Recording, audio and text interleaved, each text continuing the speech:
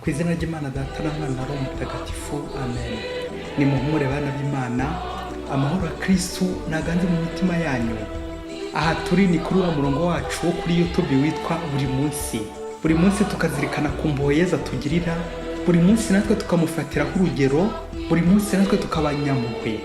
Ngaya masomo y'impuhwe z'Imana, none kuwa kane w'icyumweru cya 23 tariki 9 Nzeri 2021.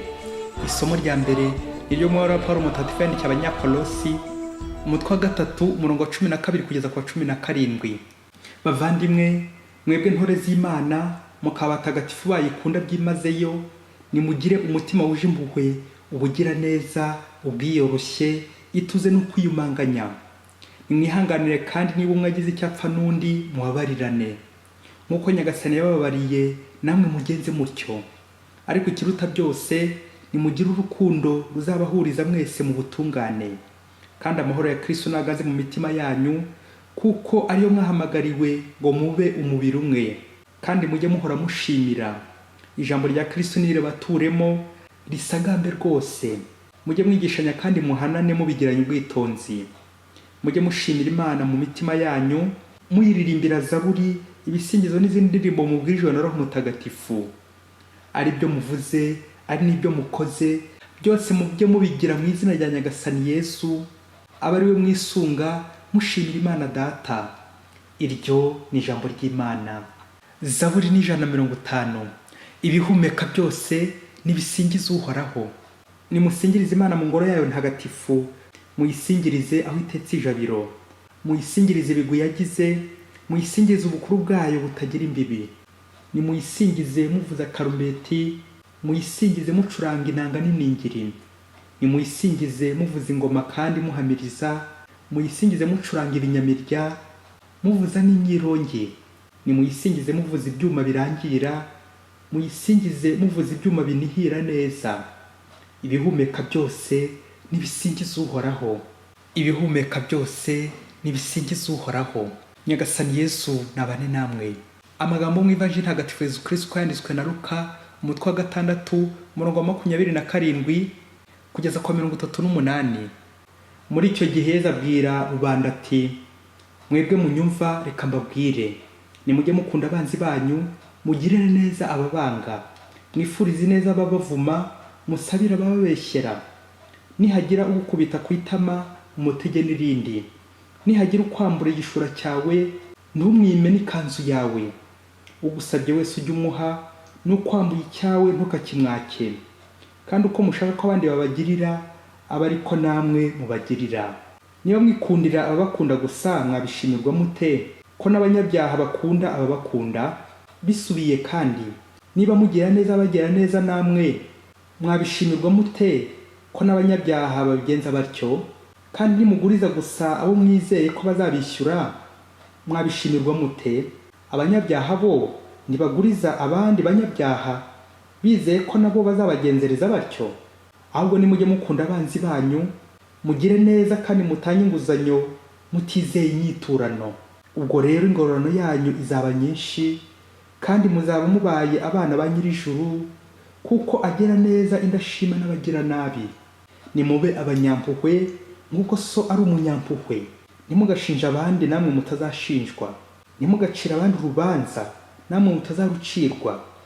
Nimubarire abandi namwe muzababarirwe, mujye mutanga namwe muzahabwa.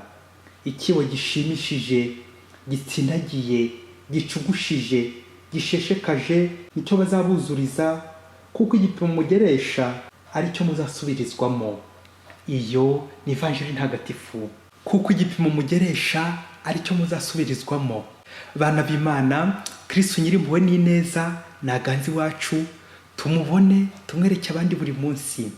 Amasomo y'uyu munsi araryoshye cyane, aho tuza kuzirikana ku ngero nziza tugomba gutanga nk'abakristo, twigana impuhwe z'Imana.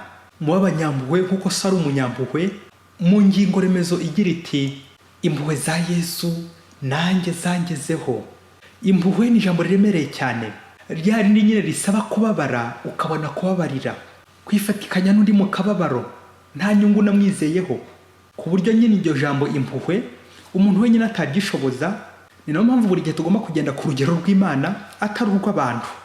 Mubyeyi, gerageza ukore uyu mwitozo, ujye mu murima w'imbuto, witegereze uburyo imbuto zihishije, ndavuga wenda nk'ibinyomoro ziri kwera.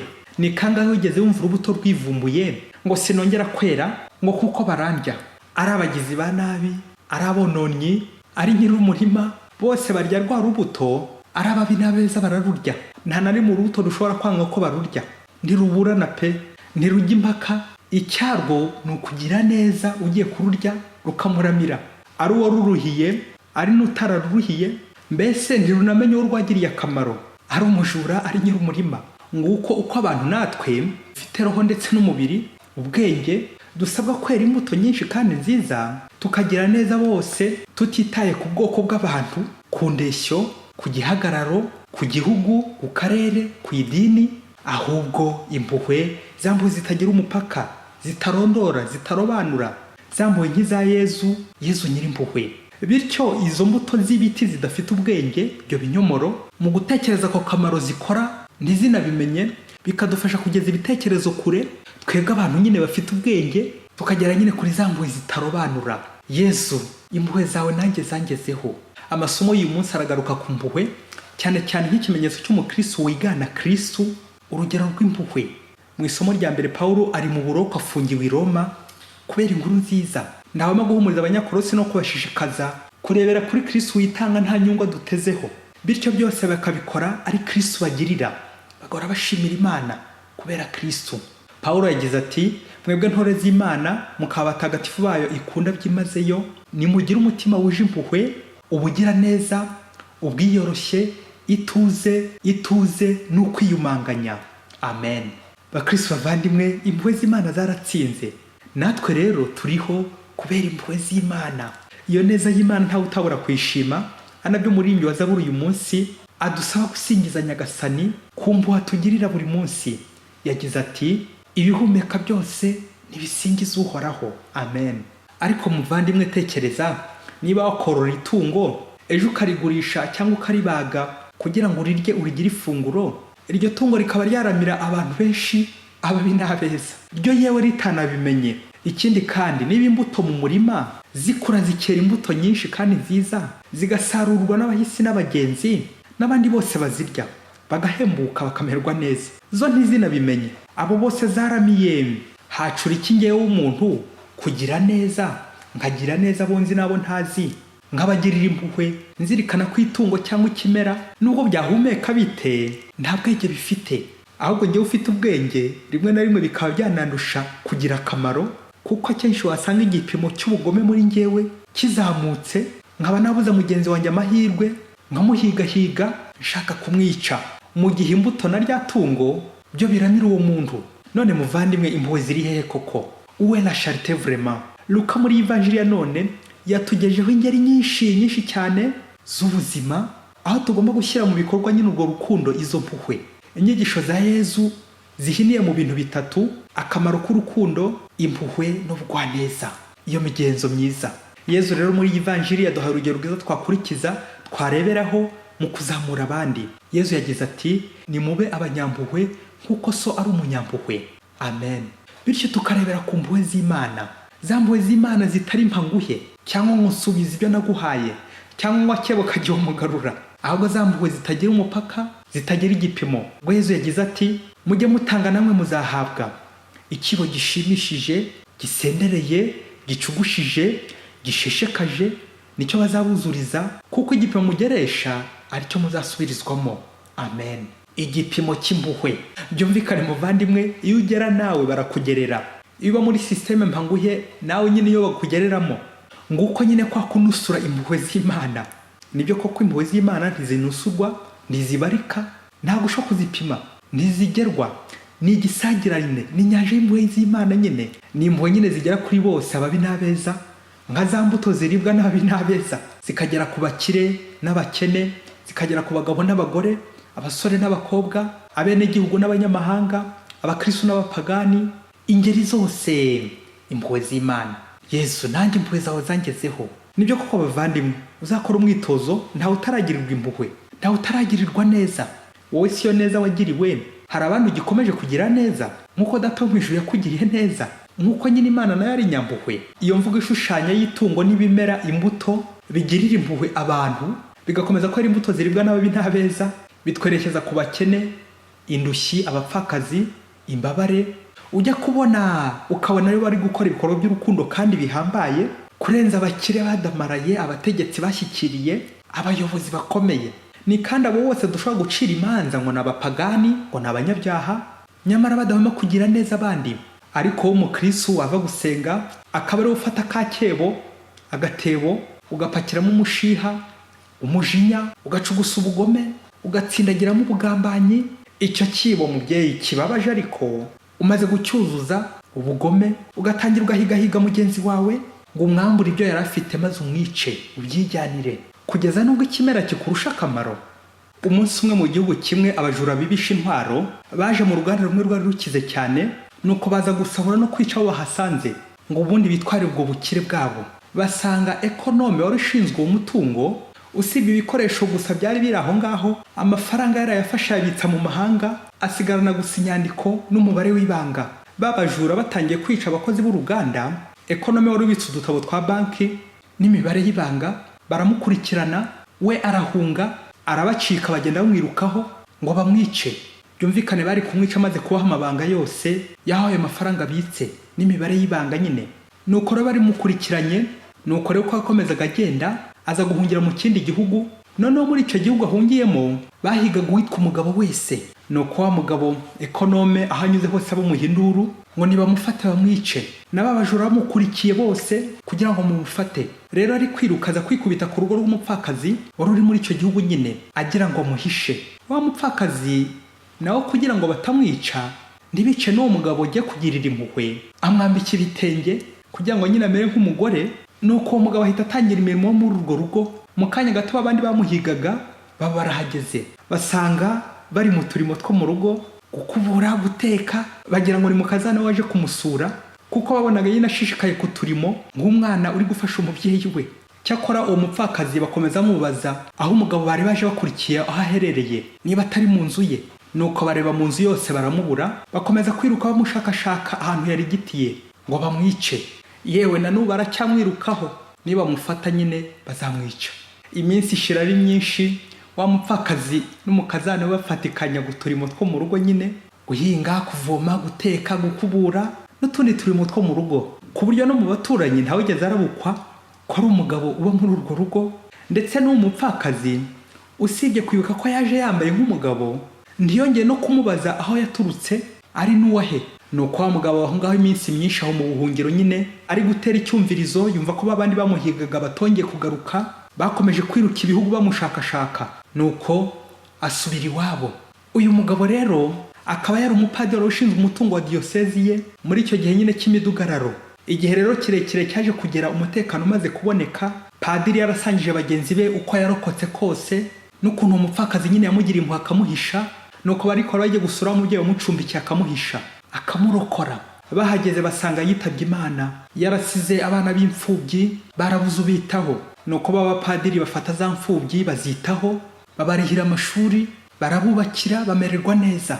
Abana bamaze gukura nibwo wa mupadiri yabahaye amateka ukuntu yacumbikiwe na nyirakuru, akamurokora kandi bari kumuhiga. Ibyo byose akabikora ataranamuzi, agakoresha amayeri yose kugira ngo umupadiri abeho. Birumvikana iyo neza yakomeje kuba isheni cyangwa umurongo, kuko birumvikana abo bana nabo b'imfubyi bamaze kumva ubwo buhamya bw'ineza bagiriwe, bakomeje kwita ku bandi benshi. Babyeyi, nguko uko impuhwe z'Imana zitagira isura, zitagira ibara, zitagira umupaka, zitagira igipimo, zisesekazwa kuri bose nta vangura. Ntabwo ari ngombwa no kubaza izina ry'umuntu. Mubyeyi, kurura ifoto y'uwo mupadiri wemera kwambara ibitenge nk'umugore, akaba aho ngaho mu buhungiro aryamye ku ibanga, abitsa amabanga y'abakristo, umutungo w'abakristo, abakristo batabarika, abazwi n'abatazwi, agahungana amabanga ya diyosezi, agakora uturimo two mu rugo nk'umukazana, agira ngo azaramire ubuzima bw'abandi benshi kandi nawe atazi. Nguru iyo foto y'umupfakazi Yezu akoresha mu kurokora intore zayo, ubwenge bugahita bumuzamo, amayeri y'ako kanya yo guhisha uwo mupadiri kandi atanamuzi, kandi bashoboraga no kumwica. yewe ntanashishikazwe no kumenya iwabo no kumenya amateka ye, hato ataza kumusaba n'igihembo. Uwo mupfakazi babyeyi, nguko kwita ku bo tutazi, nta gihembo utegereje cyangwa izindi nyungu utegereje. Iyo ugiye mu by'Imana, Imana nawe ijya mu byawe. Iyo witaye ku butazi, nawe abawe bazitabwaho n'abo utazi. Iki rero kikaba ikimenyetso cy'impuhwe z'Imana zitarobanura, kuko atari ngombwa kwita ku bo tuzi gusa, kuko ninamuka mpfuye nk'uyu mupfakazi, amaherezo abo nitagaho imfubyi, Imana ifite ko izabagira neza, hakaboneka abandi nabo babitangira. Muvandimwe, kora neza wigendere, ineza igutanga imbere, cyakora nabi yo iragukurikirana. Abantu benshi twita ku bacu, tukita ku bandi, twabanje kumenya abari bo, tukabanza tugasoma ubwoko bwabo, ngo aho bavuka, ikimenyane. Namenya kuri padiri akaba nkwitaho ngo ndatomboye, namenya kuri depite uri dogiteri uri umuyobozi ukomeye akaba nkwitaho, ngakwitaho ngo kubera ko ukomeye gusa, ngo kugira ngo nanjye uzankomeze. Anya, icyo gihe nabandi kwiteganyiriza inyungu, kandi impuhwe z'Imana atari uko zikora. Impuhwe z'Imana nikora neza wigendere, ngo kuko impuhwe z'Imana nawe zakugeraho. Dore umwitozo w'impuhwe. Uyu munsi uze gukora urutonde rw'abantu witaho, abantu ufasha, abantu ugira neza, kuko barahari. Nusanga muri abo hari abo utazi, wishime unezerwe pe. Kugera nubwo wagera mu ishyamba ugasanga umuntu wapfuye umurambo, utazi n'uko mwishe, utazi n'uko yapfuye, ubundi ukibwiriza ukamushyingura mu cyubahiro, ukagura isanduku nziza, ugacukura n'imva, utazi wapfuye kandi udateze no kuzabyishyuza. Izo ni impuhwe niba ntawe uteganya guha raporo ngo azakwishyure. Undi mwitozo, ko twese turi impunzi, uze kureba aho utuye ubu ngubu. Ese niho wavukiye? Uraza gusanga abantu twese burya turi impunzi, turabimukira, turi abanyamahanga, dukeneye nyine impuhwe z'Imana twese. Icyo kora iyo usanze ukiri iwanyu, wasanga ukiri nk'umwana ukeneye kwitabwaho n'ababyeyi, ariko ubusanzwe umuntu mukuru arimuka. Ikimenyetso cyo kwita ku bandi, iyo muvoma, ubuhungiro, kugenda, ni ikimenyetso cyane cyo gucuma ku rugendo tugana mu ijuru, ariko ni ikimenyetso cyo ko Imana itwitaho. Yaba nari nzi ko ndi impunzi ahandi, uko nahageze ni impuhwe z'Imana, uko narokotse ni impuhwe z'Imana. Ibi byose iyo ngiza kubimenya, nakagumye kwita ku bandi, nta kiguzi mbatezeho, nta nyungu mbatezeho, abo nzi n'abo ntazi, kuko ya mbuto nyine yera ikaribwa n'ababi n'abeza. Iyo ntizanabimenye ntizabyishyuze. Mubyeyi, ifoto y'umugome ngururira impunzi ikiri kwirukana iyindi mpunzi. Ntukabona ifoto y'umuntu wagiriye impuhwe, ariko w'umugome, w'umubisha. Yezu nyir'impuhwe, shimwa warakoze. Impuhwe zawe Yesu nanjye zangezeho. Amen. Mwese Imana ibagirire impuhwe kandi bahe umugisha. Imana Data na Mwana na Roho Mutagatifu. Amen. Padiri Masumbuko Ladislas wa Diyosezi ya Cyangugu. Yesu reka tugushimire.